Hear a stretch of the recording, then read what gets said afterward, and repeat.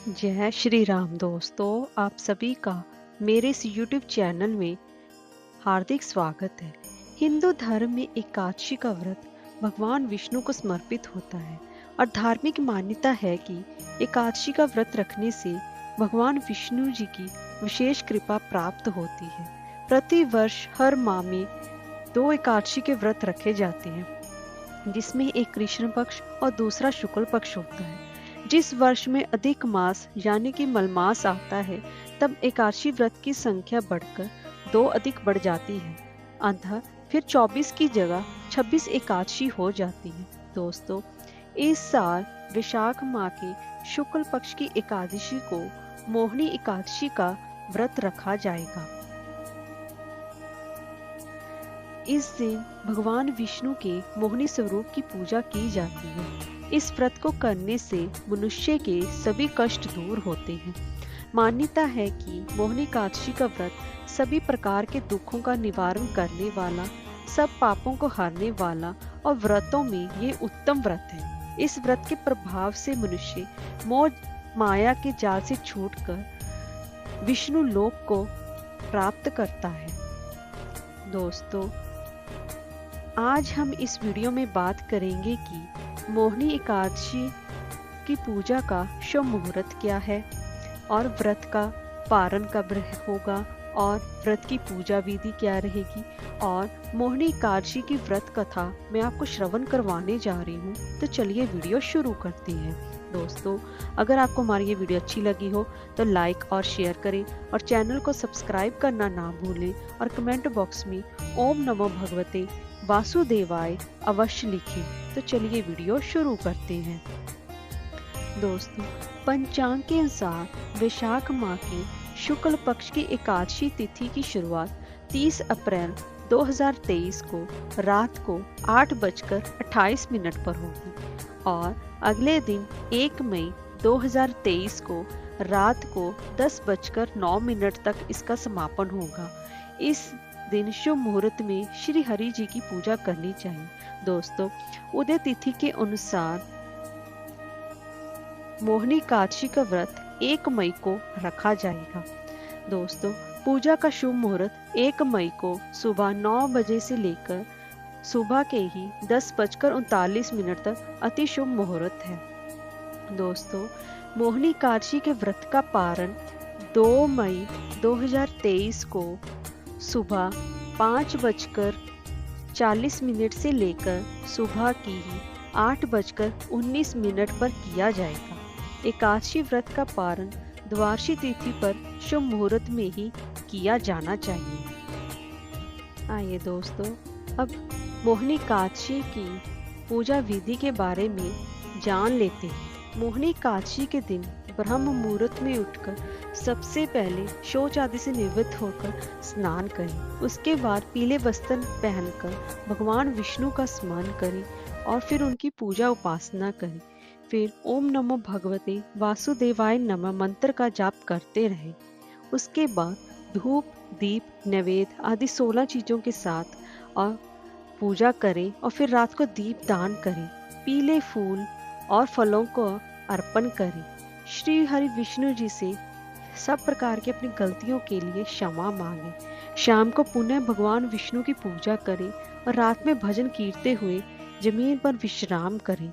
फिर अगले दिन सुबह स्नान आदि जल्दी उठकर करें। इसके बाद ब्राह्मणों को आमंत्रित करके भोजन कराएं।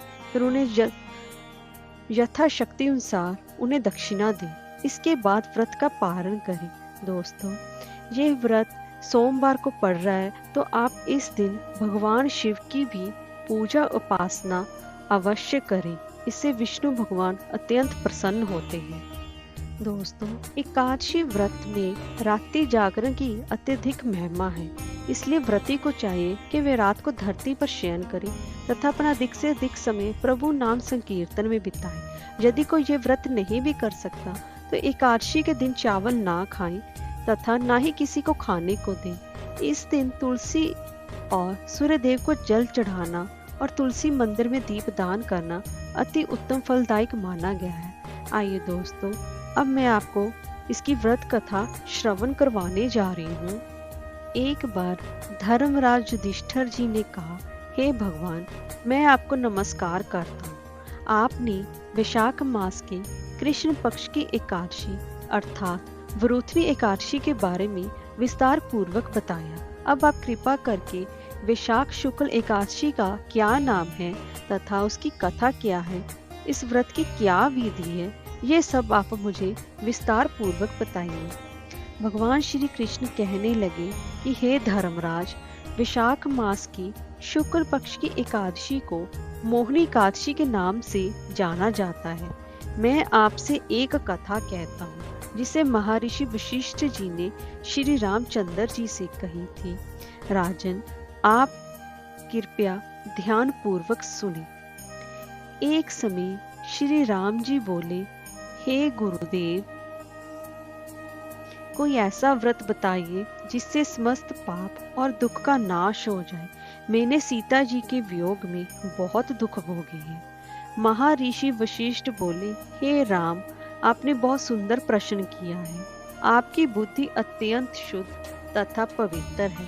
यदि भी आपका नाम स्मरण करने से मनुष्य पवित्र और शुद्ध हो जाता है, तब भी लोकहित में यह प्रश्न अच्छा है। वैशाख मास में जो एकादशी आती है उसका नाम मोहिनी एकादशी है। इसका व्रत करने से मनुष्य सब पापों तथा दुखों से छूटकर मोह जाल से मुक्त हो जाता है।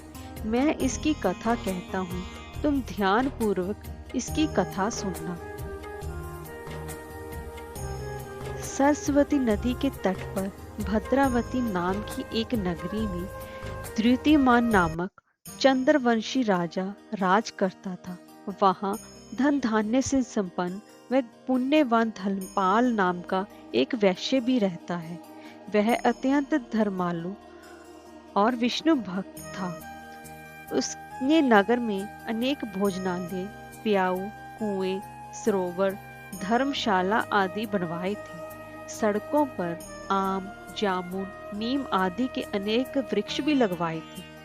उसके 5 पुत्र थे, सुमना, सद्बुद्धि, मेधावी, सुकृति और दृष्टबुद्धि। इनमें से जो 5वां पुत्र दृष्टबुद्धि महापापी था, वह पितर आदि को नहीं मानता था। वह वेश्या, दुराचारी मनुष्य की संगति में रहकर जुआ खेलता और पर स्त्री के साथ भोग विलास करता तथा मांस मदिरा का वो सेवन करता था।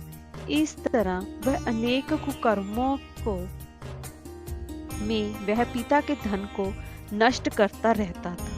इन्हीं कारणों से त्रस्त होकर पिता ने उसे घर से बाहर निकाल दिया था।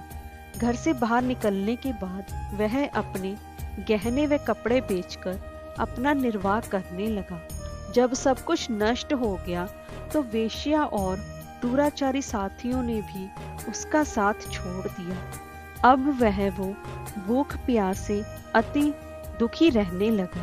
कोई सहारा न देख फिर वह चोरी करना सीख गया।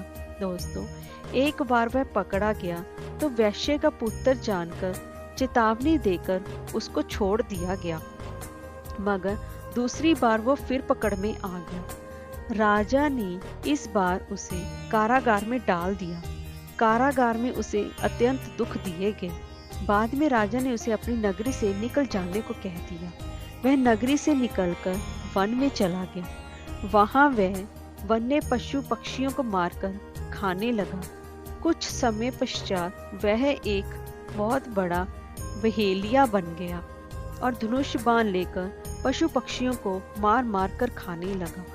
एक दिन भूख प्यास से व्यथित होकर वह खाने की तलाश में घूमता हुआ कौंडिन्य ऋषि के आश्रम में पहुंच गया। उस समय वैशाख मास था और ऋषि गंगा स्नान कर आ रहे थे। उनके भीगे वस्त्रों के छींटे उस पर पड़ने से उसे कुछ सद्बुद्धि प्राप्त हुई। वह कौंडिन्य मुनि से हाथ जोड़कर कहने लगा, हे मुने, मैंने जीवन में बहुत पाप किए हैं। आप इन पापों से छूटने का कोई साधारण बिना धन का कोई उपाय बताइए। उसके दीन वचन सुनकर मुनि ने प्रसन्न होकर कहा कि तुम वैशाख शुक्ल की मोहिनी एकादशी का व्रत करो। इससे अनेक जन्मों के किए हुए मेरु पर्वत जैसे समस्त महापाप भी नष्ट हो जाते हैं। मुनि के वचन सुनकर वह अत्यंत प्रसन्न हुआ और उनके द्वारा बताई गई विधि के अनुसार उसने मोहिनी एकादशी का व्रत किया। हे राम, इस व्रत के प्रभाव से उसके सब पाप नष्ट हो गए और अंत में वह गरुड़ पर बैठकर विष्णु लोक को चला गया। इस व्रत से मोह आदि सब नष्ट हो जाते हैं। संसार में इससे श्रेष्ठ और कोई भी व्रत नहीं है। इसके महात्म को पढ़ने से अथवा सुनने से 1000 गोदान का फल प्राप्त होता है।